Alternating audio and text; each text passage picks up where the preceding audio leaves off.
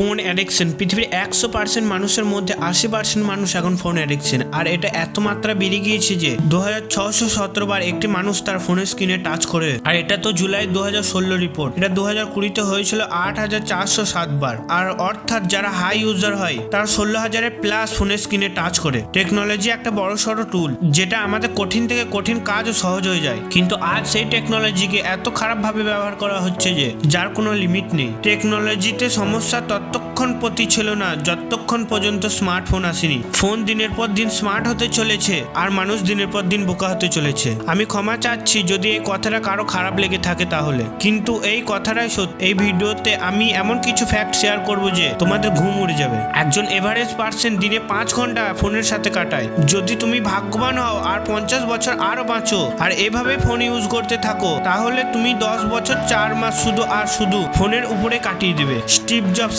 IPhone launch করে দুনিয়াকে সারা ফেলে দিয়েছিল।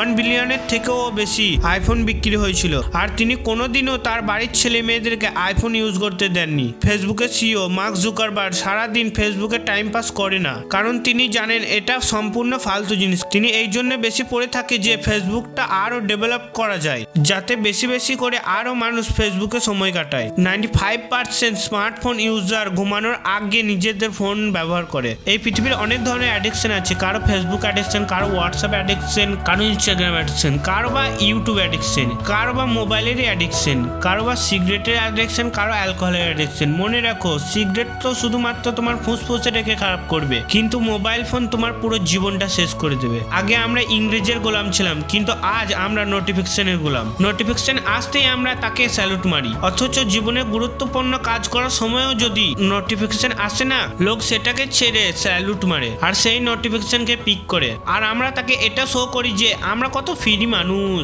আমরা কত সচেতন মানুষ তার সব থেকে মূল্যবান কাজকে ছেড়ে সেই নোটিফিকেশনকে পিক করে। বাট সে এটা জানে না যে সেই নোটিফিকেশনটা কোনো কাজের কি না। 95% লোক কোনো কাজ করার সময় নোটিফিকেশন আসলে সে পিক করে। আই থিঙ্ক তাদের মধ্যে তুমিও একজন হয়তো। আর কিছু মানুষ এমনও আছে প্রতি 15 মিনিট অন্তর ফোনটিকে চেক করে। অনেকবার তো বিনা কারণে, বিনা নোটিফিকেশন নেই ফোনটিকে চেক করতে থাকে। শুধুমাত্র এই জন্য ফেসবুকে একটা পোস্ট করেছিলাম, ইনস্টাগ্রামে একটা স্টোরি লাগিয়েছিলাম, হোয়াটসঅ্যাপে একটা স্ট্যাটাস দিয়েছিলাম, সেটা কত লাইক আসলো, কে কমেন্ট করলো, সেটাকে চেক করতে বারবার আমরা এন্টার করে যাই, শুধু চেক করতে, আর সেখানে ঘন্টার পর ঘন্টা সময় কাটিয়ে আসি। মানুষ ফটোকে এডিট করে এতটা ক্রিয়েটিভ, এতটা আলাদা করছে যে যা রিয়েলিটির থেকে একদম আলাদা।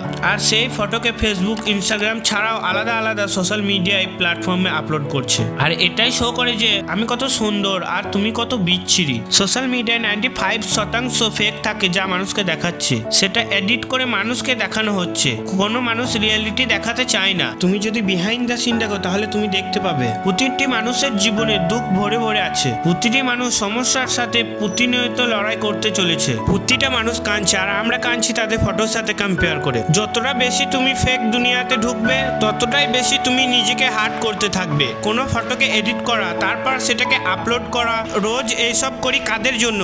সেই সব মানুষগুলোর জন্য যাদেরকে আমরা জানি না ঠিক মতো। সোশ্যাল মিডিয়া ইউজ করার পর যখন কোনো মানুষকে খারাপ দেখি তখন আমরা তার সাথে নিজেকে কম্পেয়ার করি, তখন নিজেকে ভালো মনে করি। আবার যখন কোনো মানুষকে ভালো দেখানো হয় তখন তার সাথে নিজেকে কম্পেয়ার করে নিজেকে খারাপ ভাবতে শুরু করি। না তুমি কারো থেকে ভালো, না তুমি কারো থেকে খারাপ, তুমি যেমনই হও না কেন তুমি খুব সুন্দর। যে মানুষ এই রিয়ালিটি থেকে অ্যাকসেপ্ট করে নেবে সে ফালতু ডিপ্রেশন আর ইনজারি থেকে ভুগবে না। মানুষ সেই সব প্রবলেমসকে প্রবলেম মনে করে যা প্রবলেমই নয়, আর যা অ্যাকচুয়ালি প্রবলেম তার উপরে কারো ধ্যানই নেই। কেননা মানুষ এই ইউজলেস প্রবলেম থেকে বেরিয়ে আসতে পারছে না। এক রিসার্চে এটা বলা হয়েছে যে সোশ্যাল মিডিয়া কম্পিটিশন ভাবনাকে বাড়িয়ে চলেছে, আর কম্পিটিশন অর্থাৎ তুলনা আমাদের সেলফ কনফিডেন্সকে দিনের পর দিন কমাতে চলেছে। দেখো, এই দুনিয়াতে অনেক রকমের মানুষ থাকে। আমরা সূচের তুলনা তলোয়ারের সাথে কোনোদিন করতে পারি না, কারণ সূচের একটা পার্টিকুলার কাজ আছে যা তলোয়ার করতে পারে না, আর কারণ তলোয়ারের একটা পার্টিকুলার কাজ আছে যা সূচ করতে পারে না। এই জন্য সূচকে তলোয়ারের সাথে তুলনা করে আমরা সূচকে ভালো খারাপ বলতে পারি না। এই সব ফেক জিনিসগুলা নাকি রিভিউতে থেকে কম্পিটিশন করো না। যা সব তোমাকে দেখানো হচ্ছে সেগুলি সবই ফেক, আর যার সাথে তুমি কম্পেয়ার করছো সেগুলি সবই ভিজুয়ালিটি। সোশ্যাল মিডিয়ার মাধ্যমে লোক অন্যদের জীবনকে খুঁজে খুঁজে বের করে ফেলছে, কিন্তু নিজের লাইফে কোনো ঠিকানা থাকে না। অস্ট্রেলিয়াতে একটা রিসার্চ করা হয়েছিল, আর সেই রিসার্চে যেটা পাওয়া যায় 10 জনের মধ্যে 9 জনের অ্যাংজাইটি ফিল হয় যখন তাদের ফোনের ব্যাটারি অ্যাবাউট টু ডাই হতে থাকে। একদিনে আমাদের মাইন্ডে 70,000 থট আসে, আর সেটার উপরে নির্ভর করে যে আমরা কি দেখি আর কি শুনি, কি পড়ি। আজ আমরা কি দেখেছি, যেমনটা আমরা দেখবো, যেমনটা আমরা শুনবো, তেমনটাই আমাদের থট হবে। আর যেমন আমাদের থট হবে তেমনটাই আমরা ভাবতে থাকি। আজ তেমনটাই ভাববো আর তেমনটাই আমরা করব, আর যেমনটা আমরা করব তেমনটাই আমরা হতে থাকবো। মোবাইল কোম্পানিগুলো সব সারাক্ষণ এটাই চেষ্টা করতে ব্যস্ত থাকে যে কিভাবে তাদের অ্যাপ্লিকেশনগুলোকে আরো বেশি করে অ্যাট্রাকটিভ করে তুলবে, যাতে লোক বেশি করে তাদের উপর সময় কাটাতে পারে। আর মোবাইল কোম্পানিগুলোকে কিছুটা এমন ভাবে ডিজাইন করা হয়েছে যে যাতে আমরা বেশি বেশি করে ওই অ্যাপ্লিকেশনে চিপকে থাকি। তুমি জানলে আশ্চর্য হবে যে আমাদের ইন্ডিয়াতে শুধুমাত্র হোয়াটসঅ্যাপ ইউজার 340 মিলিয়ন, যা পুরো দুনিয়ার মধ্যে হাইয়েস্ট।